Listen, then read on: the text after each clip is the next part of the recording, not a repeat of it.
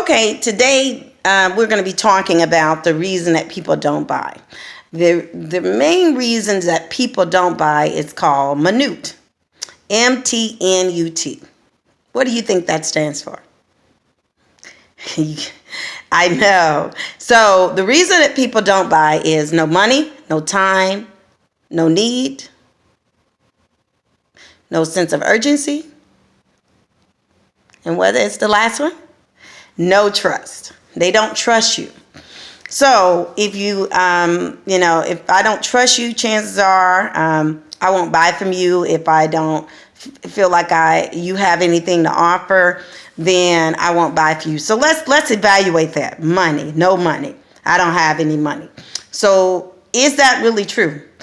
In very few cases is no money true. The real truth is that I don't feel like you have anything of value, and that you have not convinced me that you have anything of value for me to want to invest my money with you. So, for example, if you knew that I was a millionaire and I had a car that was $75,000, and I was just mad at my husband who left me with this car, and I'm getting a divorce, and I said, hey, if by 3 o'clock you can give me $1,000, I'll let you have this $75,000 car. And you had $0 in the bank, how quickly would you come up with the money? Most people would. They figure out a way to come up with the money. So that goes to show you that even if you don't have the money in the bank, you have money. You have access to get the money. So if you felt that you had something that of value, I know there was times that my daughter went out and she happened to run across a sale and she didn't have any money in the bank, and she called and said, Mom, this TV is 50-something inch and it's the top of the line, blah, blah, blah, and this TV is normally worth this amount of money. Can I borrow it from you until I get paid on Friday? Because she didn't have the money, but she knew her mama did, so she had access to it, and then she was able to get what she wanted because she felt it was valuable and it was a great buy. So that goes to show you that if we have something of value, that's why people are paying $150 for Michael Jordan shoes and $400 or $500 for a purse, a Coach, or Tommy Hilfiger, or whatever it is, because if they believe that you have something to offer value, then they will buy it, and they will, even if they don't have the money, they'll find a way to get it. So that just throws out no money. Now, there are very few times that the person just really may not have access to the money, or even have any, or have any money. But those are very few and far between. Most people, if you show them something of value, they'll come up with the money. Okay, so that's money. No time. Is that really true? I can't tell you as a salesperson how many times people told me they didn't have time and they kept talking to me. And I was like, look, you've been talking to me 5 minutes. Obviously, you have some time. So just give me 5 minutes of your time. And if it makes sense, we'll move forward. If not, we'll part ways as friends. Okay? And I just need to ask you some questions to even see if this is a fit. If it is a fit, we'll move forward. If not, we'll part ways as friends. And then we were able to find that the person did have a need and they ended up buying from me. So is that really true? No time. We all know we make time for things that are important to us. So again, it goes back to value selling. So if you find something of value, and if you talking to me about something, it's something in that introduction is 30 minutes, you have 15 or 30 seconds to say an interest-creating remark to capture my attention, to make me believe you have something of value to offer, then I will make the time if I think it's going to benefit me. So it goes to the whiffing, what's in it for me. So if in that 30 seconds, I'm led to not believe that you have anything of value, then yeah, I'm going to tell you I don't have time for this. Because what I'm really saying is I don't want you to waste my time. I'm not saying I'm not open to the idea of listening to something that may benefit me. What I'm saying is most people don't want you to waste their time. So if you have something interesting, in the sales process, that's your greeting, your approach, and building rapport, getting people to like you, you got to also have something interesting that you're saying differently from the next guy that called. I get 100 calls a day and everybody's saying the same thing. So you have to differentiate yourself and say something of value that may benefit me, or let me believe there may be a benefit, and then I'll give you my time. So you have to earn it. Okay, so no money, no time, no need. Again, if I do give you my time, you said something interesting, I'm listening to that, then how do I identify if there's a need? You have to do a needs assessment. And how do you do that? You have to ask questions. Again, if you know the sales process, you got to probe and ask questions. Can you go to a doctor and say, hey, doctor, I'm hurting, give me some medicine? No, he's going to say, I don't know what's wrong with you yet, Caroline.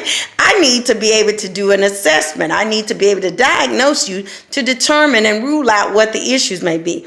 So again, when you're doing a consultative or selling, the goal is people don't understand this. They think I'm a salesperson. My job is to persuade people. No, your job is to solve a problem, either to meet a need or a want. Your prospect is basically want to know what's in it for them. They're with them. Their benefits would be the want. What is their want? What is their need? What do they want or need?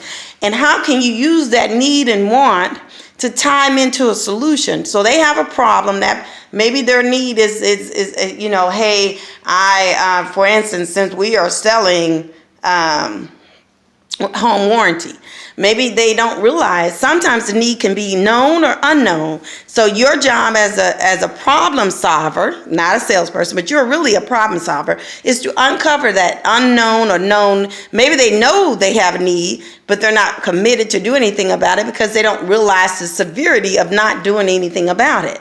Or maybe they don't even know they have a need, and your job is to ask enough questions to determine that need and then find out how committed and create enough sense of urgency to do something about it today. So no money, no time, no need. So now that we've asked certain questions to find out, is this something that they need or something that they want?